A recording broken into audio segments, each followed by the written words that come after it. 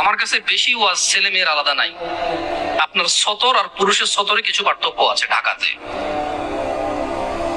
আপনার জন্য অসুস্থ হন আপনি, সেখানে সলাৎ আপনার জন্য নিষিদ্ধ এবং এতে আপনি পরের কাফারা করতে হয় না।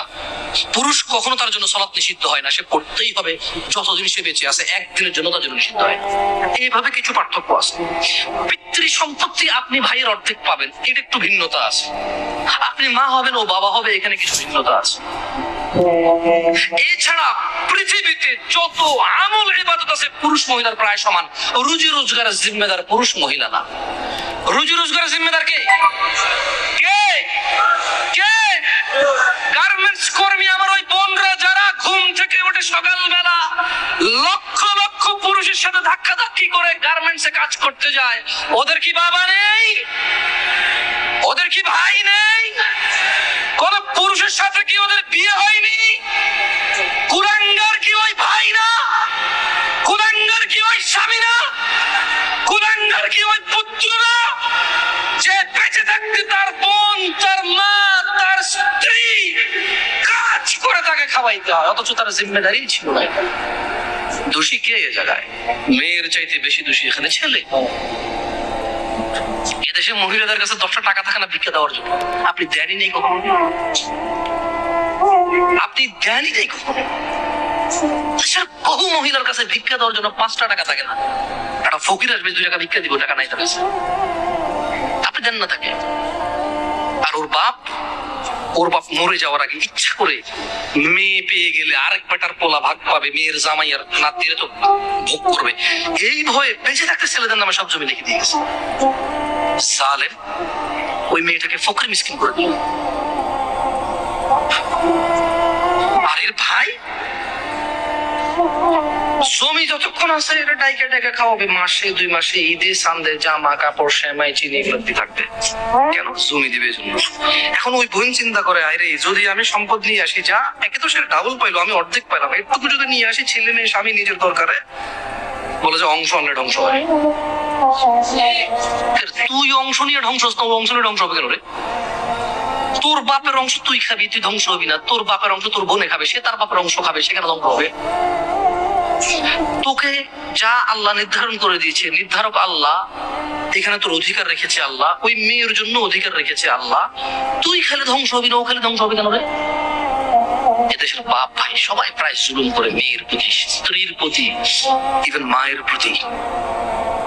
প্রায় ছেলেরা তাদের বাপকে যেভাবে ভয় পায়, মাকে সেভাবে ভয় পায় না, প্রায় ছেলেরা। তো আমি বোনদেরকে বলি, শোনো বোন আমার, আমি সলা নিয়ে কথা বলছি, এখানে সব সমান। আমি কুসংস্কার নিয়ে কথা বলেছি, উদাহরণ উদ্ধৃতি দিয়েছি, হারাম হালাল নিয়ে বলেছি, সবার জন্য সমান। আল্লাহ নবী সাল্লাল্লাহু আলাইহি ওয়াসাল্লামের উম্মত মহিলা এবং পুরুষ সবাই। মহিলা এবং পুরুষ যে আল্লাহ নবীকে অনুসরণ করবে সে আল্লাহ নবীর উম্মত। আর আল্লাহ নবী বলেছে, কুল্লু উম্মতি ইয়াদখুলুনাল জান্নাহ, আমার সকল উম্মত জান্নাতে যাবেই যাবে।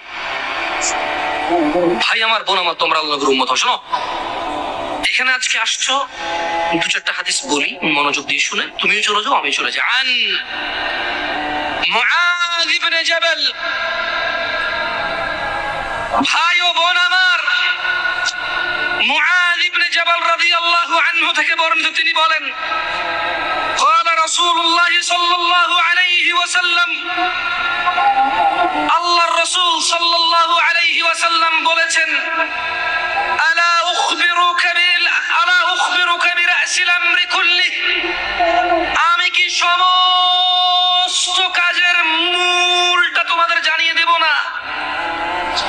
ওয়া আমুদিহি ওয়া যিরওয়াতি সানামিহি, আমি কি তোমাদের সমস্ত কাজের মূল, স্তম্ভ ও সর্বোচ্চ শিখর সম্পর্কে জানিয়ে দেব না? قلت بلى يا رسول الله صلى الله عليه وسلم, মুআয ইবনে জাবাল আল্লাহর রাসূলকে বললেন, ইয়া রাসূলুল্লাহ সাল্লাল্লাহু আলাইহি ওয়াসাল্লাম, জি আপনি আমাকে জানিয়ে দিন সব কাজের মূল কি, স্তম্ভ কি এবং সর্বোচ্চ শিখর কি।